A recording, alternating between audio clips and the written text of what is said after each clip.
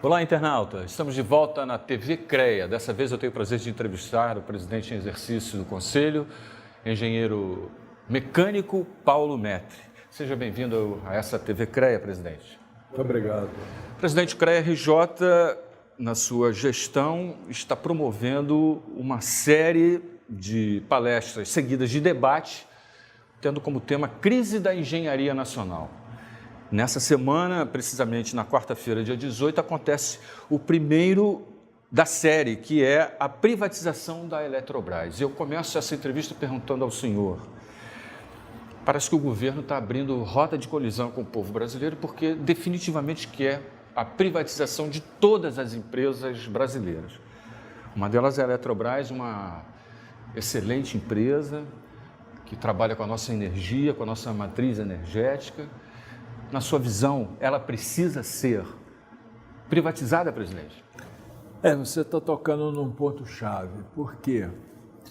Porque a crise da engenharia nacional, que é o título do nosso seminário, ela é exógena, é trazida de fora, não foi gerido dentro do setor de engenharia, não é endógeno. São medidas que o governo está tomando que estão desempregando engenheiros. Mas, respondendo à sua pergunta diretamente, ela não precisa ser privatizada. É muito importante os nossos internautas saberem que um fluxo de água de um rio pode ser aproveitado no abastecimento humano, no abastecimento animal, para irrigação, para navegabilidade, piscicultura, turismo, tudo isso um rio proporciona. E até geração de energia elétrica. Sem dúvida. No momento em que você privatiza o setor elétrico do Brasil, ele vai cair na mão de empresas privadas que têm um objetivo diferente do Estado brasileiro. E essas empresas privadas vão permitir perda d'água para irrigação, para abastecimento de cidades, enfim, para todos aqueles outros usos da água. Nesse momento as pessoas dizem, não, mas existe uma agência nacional das águas que irá se preocupar com esse problema, né, do múltiplo uso da água. As agências no Brasil foram capturadas pelo poder econômico. Sem dúvida. Talvez tirando umas duas agências aí ligadas à Anvisa, né, Vigilância Sanitária, e uma outra aí, nós temos agências comprometidas com o capital. Na Agência Nacional do Petróleo é assim, na Agência Nacional de Energia Elétrica é assim, na Agência Nacional de Telecomunicações é assim. Por que o Brasil tem tarifas altíssimas de telecomunicação, tarifas elétricas também muito altas? Por que o Brasil está entregando todo o seu petróleo sem grande usufruto para a sociedade brasileira? São as agências que estão permitindo isso. Os diretores da agência, via de regra, são indicados por empresas que vão ser fiscalizadas por elas depois. Então, nós vamos querer isso, vamos querer que a água nacional seja gerida por outros interesses que não da sociedade brasileira? E o ponto principal disso, na minha visão, presidente, se o senhor me permitir a reflexão, é o bolso do contribuinte, porque com certeza a energia elétrica, que já está alta, que já está cara, que já está extremamente inflacionada para as condições do país, com certeza vai aumentar mais ainda. Claro. Agora, presidente, com relação às usinas que eram da CEMIG que foram vendidas para grupos estrangeiros, enfim, elas vão continuar atuando em benefício da sociedade, na sua visão? É uma coisa que a gente fica com a pulga atrás da orelha, né? A sua pergunta faz todo sentido, porque uma coisa que é preciso diferenciar logo é que o capital nacional tem outros interesses diferentes do capital externo que vem aqui e investe aqui. Todos eles almejam lucro, que é natural no sistema capitalista, mas projetos de engenharia se a empresa é uma empresa multinacional, vai contratar no exterior. Já se quem ganhasse as licitações fosse uma empresa nacional, o projeto de engenharia possivelmente ficaria dentro do país. As empresas estrangeiras, a área de petróleo, isso é muito bem conhecido, elas lutam contra o conteúdo nacional. Por quê? Porque elas têm interesses cruzados com as empresas fornecedoras de bens e serviços no exterior. Muitas vezes são acionistas até de empresas de bens e serviços no exterior.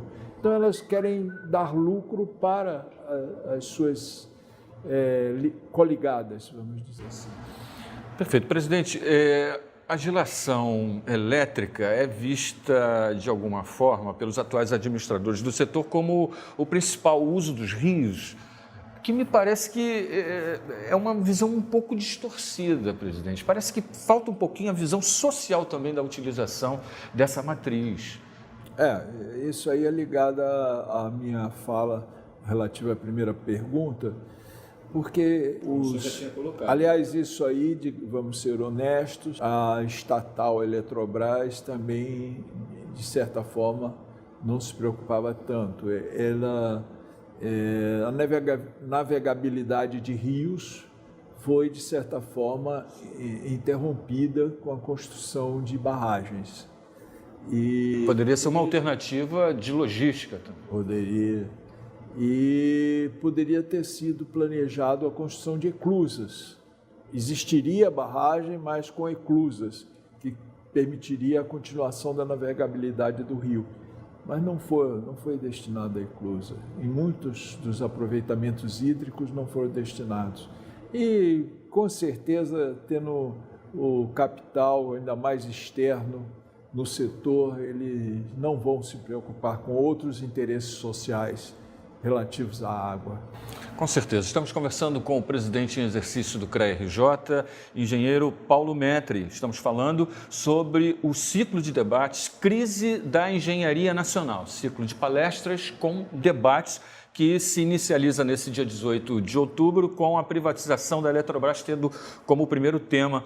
E é importante lembrar para os nossos internautas que esse tema vai contar com a participação de relevantes profissionais dentro da área de conhecimento da geração de energia elétrica, como é o caso do professor Luiz Pinguelli Rosa, né, que é diretor da COP, da UFRJ, especialista em engenharia nuclear, um dos maiores especialistas em engenharia nuclear, e vai estar dando a sua contribuição nesse primeiro debate, nessa primeira palestra seguida de debate, tendo como moderador o engenheiro Sebastião Soares. O que o senhor vê, como é que o senhor vê, por exemplo, o elenco de profissionais que vão estar discutindo os assuntos elencados pela série?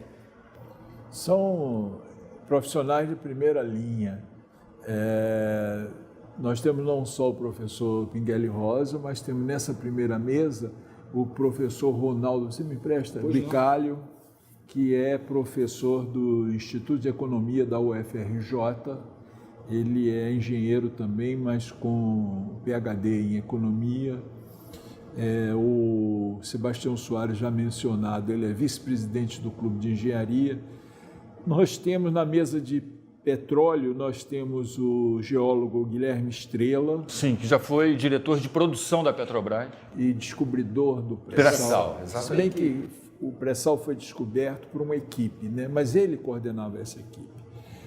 E temos também um representante da ABMAC, que sofre na pele com o corte do conteúdo, das cláusulas de conteúdo nacional, que foi reivindicado pelas multinacionais do petróleo e foi aceito pelo presente governo federal, e trazendo grandes repercussões na indústria e na prestação de serviços nacionais. E temos como moderador o engenheiro Fernando Siqueira, que além de conselheiro do clube, também é vice-presidente da EPET, Associação de Engenheiros da Petrobras. Se o senhor me permite, presidente, um dos maiores conhecedores de petróleo dentro da nossa engenharia. E sobre engenharia, ciência e tecnologia, nós temos o ex-reitor Nelson Maculan e o professor Carlos Alberto Cossenza, professor da engenharia de produção da COP. E como moderador, o ex-presidente do clube, Fernando Shoa, e como quarta mesa, já decidida, nós temos como palestrante o presidente do clube, Pedro Celestino. Aliás, eu reputo ele como uma das pessoas mais lúcidas nesse momento, com colocações bem claras sobre os temas nacionais. O engenheiro Francis Bogossian, que é presidente da Academia Nacional de Engenharia. Ex-presidente do Clube de Engenharia também. Exatamente. E como moderador, o engenheiro Clóvis Nascimento, que é presidente da FISENGE, Federação Interestadual de Engenheiros. Enfim, trata-se de um elenco de conhecedores, profundos conhecedores dos temas aos quais eles estão destinados. Perfeito. É bom lembrar que serão sempre às quartas-feiras que acontecem as palestras seguidas de debate. O primeiro acontece nessa quarta-feira, dia 18 de outubro.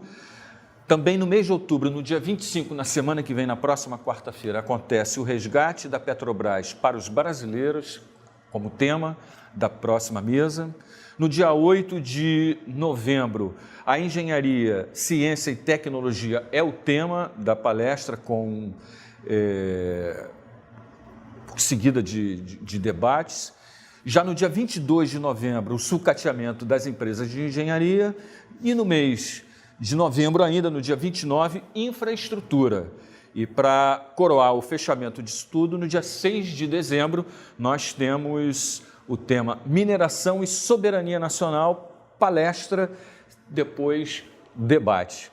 Presidente, todos os temas elencados aqui, de certa forma, remetem a um conceito de soberania nacional. Eu queria que o senhor discorresse sobre esse assunto. Interessante você perguntar isso, porque um jovem me perguntou, mas por que a ênfase em soberania nacional? Porque a ênfase em soberania nacional é porque ela resulta em benefícios sociais. Quando você tem como meta a soberania nacional, você está preocupado com a maior geração de empregos dentro do país, você está preocupado com a melhor distribuição de renda no país, você está melhor protegendo as suas riquezas, porque você pode, se você tem uma riqueza que é incomum no mundo, como o pré-sal, por exemplo, e se você não se subjuga a entregá-lo dentro das regras de outros países, você precisa ser soberano. Você precisa ter uma marinha, por exemplo, que proteja a sua riqueza, uma marinha que pelo menos venha a dissuadir, melhor dizendo, outro país que porventura queira tomar posse daquela. Porque na política internacional pode-se argumentar que aquela área está além das 200 milhas. Tem países no mundo que não respeitam as 200 milhas. Estados Unidos, por exemplo, já disse que não respeita. Aliás, não é só os Estados Unidos e China. E China, né? E parece que os Estados Unidos também reativou há tempos atrás a quarta frota. Enfim, eu acho que é super relevante essa questão da Marinha do Brasil estar preparada para defender as nossas riquezas. Exatamente. Por isso, aliás, ela deve ter o submarino nuclear, que é sem dúvida, é um equipamento de defesa primordial. Presidente, nós estamos chegando ao final dessa entrevista, mas eu gostaria de garantir, nas suas palavras finais, os temas que não foram abordados nessa entrevista, que eu não consegui puxar do senhor. Por favor, esteja à vontade. Não, eu queria aproveitar essa entrevista e trazer um tema que não é relacionado com a entrevista, que é o seguinte: eu quero convocar todos os registrados no CREA do Rio de Janeiro. Então, vou fazer a convocação direta, presidente, para os nossos internautas. Pode fazer agora, por favor. Então, é que os nossos registrados no CREA do Rio de Janeiro não deixem de vir votar no dia 15 de dezembro deste ano, nos diversos cargos que estão à disposição, estão abertos à votação, né? Inclusive o de presidente do CREA do Rio de Janeiro. Por quê? Porque o voto é primordial para você aperfeiçoar o sistema. O voto é a forma em que você define o seu futuro, o futuro da sociedade, o futuro da classe dos engenheiros. Então, abrir mão de vir votar é abrir mão do futuro. Perfeito. Estamos chegando ao final de mais uma entrevista na sua Web TV CREA. Conversamos com o presidente em exercício do CREA-RJ, engenheiro mecânico Paulo Metro. Muito obrigado pela sua participação, presidente. Obrigado. Essa foi mais uma entrevista na sua TV CREA. Continue com a gente. TV CREA, o conselho que a gente vê.